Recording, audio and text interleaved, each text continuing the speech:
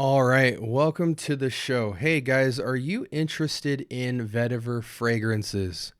This episode is for my vetiver enthusiasts, those of you who are interested in looking into different vetiver fragrances that you've never heard of. I feel like there's kind of like a top 10 list of vetivers, and they get all the love and attention, and fragrances like the one we're going to talk about today don't even really get heard about. So strap up. We're going for a ride down Vetiver Lane. Okay, dinner for two. I watch that head move side to side as I let the sin into the room. You are on time, let's connect minds. Trying to get into a mood. We gon' be fine. Close up the blinds, no rush. Finish the food.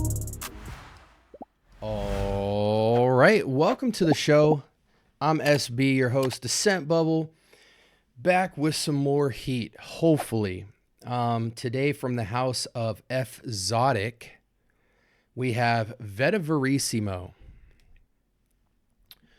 What do I want to get into before we start spraying and praying?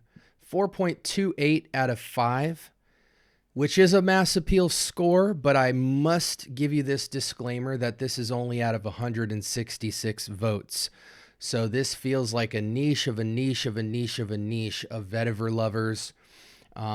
Is it due to awareness? Is it due to the fragrance perfumer and not being from the States? I don't know if he is or not. I'm just, making up different possibilities as to why not a lot of people have voted on this. But from what we see, a lot of people do think highly of it. It was launched in 2018. And I believe the perfumer, which is Bruno Fazzolari, was featured on Sebastian's channel, the perfume guy, I believe his name is, doing a content piece on the various ways that vetiver is extracted. They were doing a deep dive on all the different types of vetiver and ways that it can smell. As you guys know, I've lightly told you on here that vetiver can produce a ton of different accords and scent profiles. It can be clean, soapy, inky, earthy. It is in like over 80% of perfumery as kind of this earthy complexity giver to a fragrance. It grounds fragrances, it gives dimension, and it is just super versatile. But in terms of vetiver forward fragrances or vetiver purist fragrances, fragrances that celebrate vetiver, those seem to be the ones that only certain groups of people gravitate towards. So hopefully today I can put your nose and your thoughts towards another fragrance that you don't typically hear about. And let's go ahead and dive right in. I do have a little bit of a write-up via Fragrantica about this. This is supposed to be a spicy, fresh, and sparkling vetiver with cedar undertones. Grounding, peaceful, versatile. This scent can go out for a night or simply add sparkle to the office. The inspiration behind this fragrance was I want to make the best vetiver, and the occasions: work and play, stylish, casual, relaxed, confident moments, smart. I don't know what that means. Vetiverissimo is a vetiver scent that I developed for myself out of a love for this complex raw material. The fragrance uses subtle spices balanced with cedar to give lift and sparkle to a relaxed and grounding character of vetiver roots, which is what vetiver is. It's the root of a very tall grass. That was just a note from the brand. So this is a vetiver forward fragrance, a celebration of vetiver, which will automatically be challenging to many of you, but it's supposed to be a purest natural vetiver that is clean, nice, pure in form, but has a little bit of enhancement in the form of lift and brightness to be super versatile. We will see how that plays out. Let's go ahead and apply this and get cracking since we're already 4 minutes in. 2 sprays. That atomizer was really great. I'm going to go ahead and apply this to skin. And let's get an initial impressions on this. Again, vetiver purist type of fragrance with cedar, some sparkle, spices, I believe they said. Okay. Actually, let me smell it again. I don't want to write it off too quickly. Okay. So headspace. Put your head in the realm of Encre Noir à la Extreme or Chanel's Sycamore. Closer to Sycamore. Kind of this resinous, dry firewood type of feel, but the firewood the day or two after the fire, so it's got an airy crispness to it. There's a light sweetness from resins, but it's really just 1 or 2 out of 10 sweet. It is clean. It is versatile. I imagine that if you thought a la Extreme was a little too heavy on the firewood, this would be the freshest take of that. You know, kind of the last hope for that type of profile. Sycamore has more depth. This feels a little more mass appealing.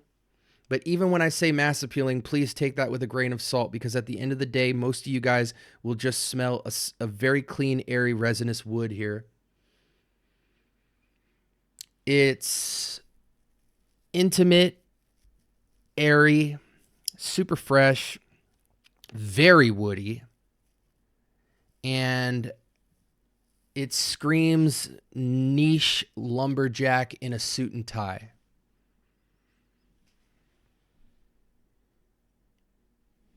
I like it. I don't think I need it because I have a la Extreme and I have Sycamore, but if I didn't, I would get this. And since he did his kind of content piece with Sebastian on Vetiver, I know that this is very well harvested and careful, thoughtful, high-end Vetiver. And it smells of that. You know, this is the Trader Joe's or Whole Foods or Sprouts of Vetivers. Okay, let's go ahead and switch screens so we can learn a little bit about this fragrance. Not much to learn though. Vetiver, woodsy notes, cedar, resins, and spices. You'll start to notice that as raw materials get more high-end, less materials are needed to produce quality scents. Now, that's not always the case. You look at somebody like Roja, who lists over 30 notes every time they do a fragrance, so it's not always the case. But I like this. Moderate to strong, decent 6-hour plus performance. They compare it to Encre Noir OG, which is a complete fallacy. It's way closer to a la Extreme. This is more dark, soily graveyard. A little bit of Vetiver from Guerlain. Vetiver from Roja. Absolutely not. Yeah. I don't like any of this. Ignore this whole list. This is truly somewhere between Sycamore and Encre Noir a la Extreme. Okay. Not much information to give you guys, so let's just get into my head for a few seconds. I think this leans spring, summer, evenings with a breeze. Fall, winter for sure. Closer to fall. I think something too cold would ruin this because it is so light, airy, and fresh. You might have to pack on the sprays. Something that I like about this fragrance, though, is not only the versatility in the wear, but I really love the simplicity of it in the sense that I feel like I could mix just about anything with this. I can put citruses up top, pineapple up top. It'll become a Ventus, cologne. Citruses, fruits, spices, vanillas, tobaccos, resins, any kind of synthetics. On skin, it wears warmer, more ambery, but I think this is not going to be most people's cup of tea. If you're a man's man and you love the outdoors and you sit there and say things like, man, I love how fresh this air is, or you like the feeling of walking through a forest or going on a hike and smelling the air, or you're interested in pipe tobacco or, you know, various elemental outdoor things, this is a great scent. It just takes you outdoors, but honestly, it has a very niche, elegant quality control on the outdoors woody profile. I do really like it. Personally, I give it probably the 9. And I think a lot of you will think I'm bugging with that rating. So if you want to knock it down to an 8, I'm not hating on that at all. I don't do decimals here. I think it's a 9 because as a scent profile, I give it an 8. But the 9 comes from how versatile this can be with layering. I think you could literally layer this with just about anything, and it will benefit the fragrance. I think in the mass appeal world of perfumery, this is solely for men 35 and up. If you're into fragrances like anything from the Bentley line, Mercedes-Benz Intense, Sycamore, Encre Noir, any of them truly, Encre Noir OG, Sport, a la Extreme, Bentley Absolute,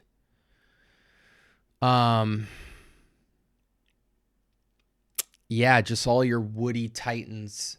I think this is going to be a beautiful scent.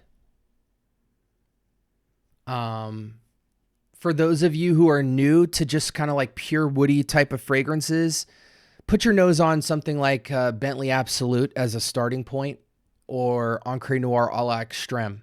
If you like those fragrances, you will like this a lot. You don't need this at all, but this is for the purist who wants a really nice woody fragrance that's kind of a woody celebration that's more versatile, because when you get into pure woody kind of fragrances, a lot of them feel aged or old school or too outdoorsy. This is a mass appeal take on a purist vetiver DNA. I use my Encre Noir a la Extreme and Sycamore to layer all the time. And because I'm in Arizona, I can't really just be happy with that fragrance in fall, winter, because only 2 months or so out of the year is it cold enough to really enjoy on its own. Most of the time I'm layering it, but it's probably one of the most layerable fragrances I have in my collection. And for that, it does get a lot of love. So a fragrance like this would fall suit with that. 35 and up, men only. Fall would be the best for this. If it's during the spring, summer, I'm thinking late evening with a breeze. Occasions, semi-formal, upscale casual. Date night, I'm not really going for this. This is a little too alpha male for my taste. I don't like super sweet fragrances for date night, but I also don't like no sweetness for date night either. But a man's man who's well-groomed and suited and booted could pull this off absolutely in a ballroom setting. Yeah, and it's so simple, yet so high quality. And because it's so high quality, there is nuance, complexity. It has what it lacks in scent profile complexity, it makes up for in textures. You know, the photorealism of the woods, the photorealism of the subtle nuances within it, the outdoorsness of it. It's really nice. And that touch of sweetness you get from resins is really nice. When he said he wanted to make the best vetiver scent, I truly get that. I don't think it's the best vetiver scent at all, but I get the sense that this is a great vetiver. Just vetiver, not a great vetiver mix or a vetiver background. This is a great vetiver celebration. So I personally give it a 9 out of 10. People who are into woody fragrances, I think, would give it an 8 or 9 out of 10. The mass public, anyone who's under 35, this is a men's fragrance, obviously, but I think people under 35 just wouldn't understand a fragrance like this, or they would just simply say, oh, I could own Bentley Absolute or Encre Noir a la Extreme, and you wouldn't be wrong. But if you are a vetiver lover, get your nose on this, and I'm glad I sampled this. Maybe if I run out of my Sycamore juice and Encre Noir a la Extreme, maybe I'll move into this to get a vibe, which I'm more than happy to do. Price point on this fragrance, which would be important for how niche it is. Price point is going to be $135 for a 30 ml. So camera went out. No signal. Come back alive, please. Come back alive. There we go. Price on this is $135 for a 30 ml, which is steep, but you're paying for ingredients, quality, time, and attention. So I think this price point is absolutely fair. And I think you would run through this bottle quite quickly if you're into it. That's the retail price. And I think this fragrance is so niche and so unheard of that you probably won't find a significant discount from this. So you're probably going to pay somewhere between $110 in retail all day long on a fragrance like this. Again, 9 out of 10 for me, but please take into account my entire review on this fragrance. Again, I do apologize that my camera logged out for half a second.